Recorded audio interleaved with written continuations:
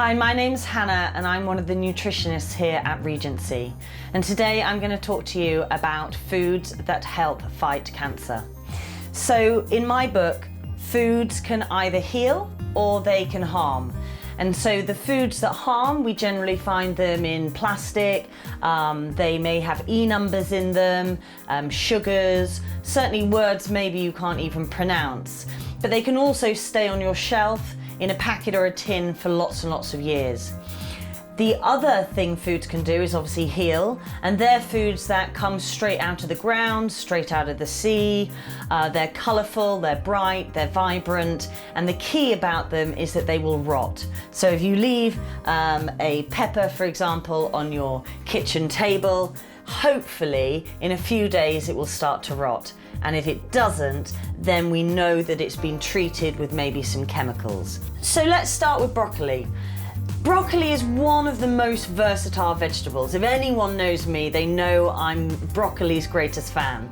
You can throw it in salads, you can steam it, you can roast it, you can cold press juice it, and then you can use the pulp to make sort of dehydrated crisp cake type affairs. The thing about broccoli is that it's full of vitamin C.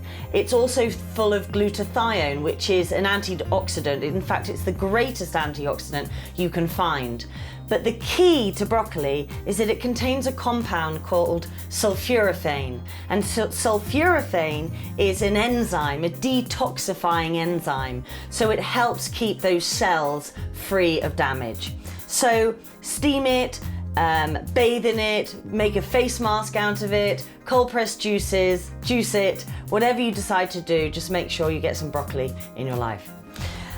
My second top tip in terms of foods are these fruits. And citrus fruits are great because again, they're really versatile, but they're fresh. One of the great things about lemons is it's the moment you open up a lemon, your mouth starts salivating. And when you start salivating, you start producing these enzymes. And if you produce enzymes in your mouth, then you're more likely to have optimal digestion. So of course we know our vitamins, our vitamin C is full in abundance in oranges, in grapefruits, in lemons, in limes. And again, it's a really versatile fruit. You know, you can use it as a dressing, a salad dressing, which I often do with some olive oil, or you can use it to squirt over your fruit so it prevents oxidation.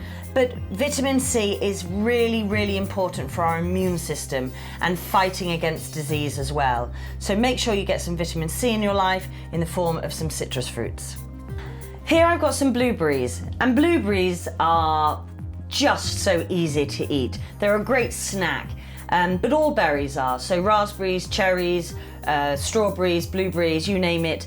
The great thing about these dark coloured berries is that they're full of polyphenols.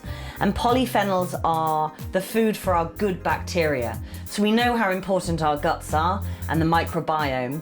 And if we feed our guts with polyphenols, which come from these very dark type berry, chocolate is another one that's very high in polyphenols, then we feed our good gut bacteria. And remember, it's our immune system that lives in the gut. So the happier our bacteria are, the happier our gut is, and therefore the more chance we've got at having a really strong immune system to fight against all types of disease. Now, we all know what this is, and it's salmon, but it's not just any type of salmon, it's wild caught salmon. And the difference between the two is really immeasurable. So wild caught salmon is full of omega-3s. You've got omega-3s that are anti-inflammatory, and then you've got omega-6s which are pro-inflammatory. And wild caught salmon is very, very high in those very important omega-3s that ward against disease, reduce inflammation, protect cells, and keep you nice and healthy.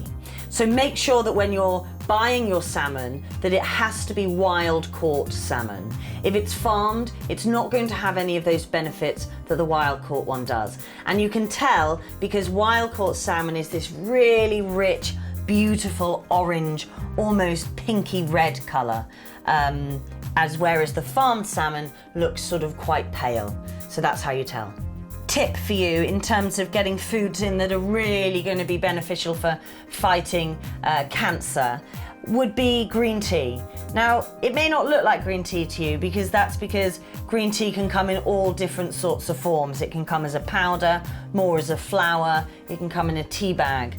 But green tea has been researched and proven to be one of the highest antioxidant fighting foods.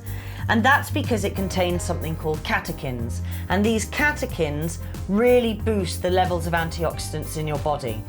So we've got citrus fruits, green tea, blueberries, wild salmon, and broccoli. And my last top tip for you are red peppers. But not only red peppers, food that's orange and red, like carrots and pumpkin and sweet potato. And these are full of beta-carotene. Beta-carotene converts to vitamin A, and vitamin A is great for our eyesight, good healthy retinas, but it's also essential in the body to create metabolism, to help the thyroid, to boost the adrenals, and we find it in all these really bright coloured foods. So you can be sure that if you're going to eat something red, it's going to be full of beta-carotene, it's going to be anti-inflammatory, and it's going to be making you the healthiest you can possibly be. If you get all of these foods into your diet, then you can be happy knowing that you're really doing the best job you can at making sure that your diet is anti-inflammatory and pro-health. Make sure it's bright, it's vibrant, it's come from the earth, and it's fresh and it's seasonal, and you'll be doing a good job.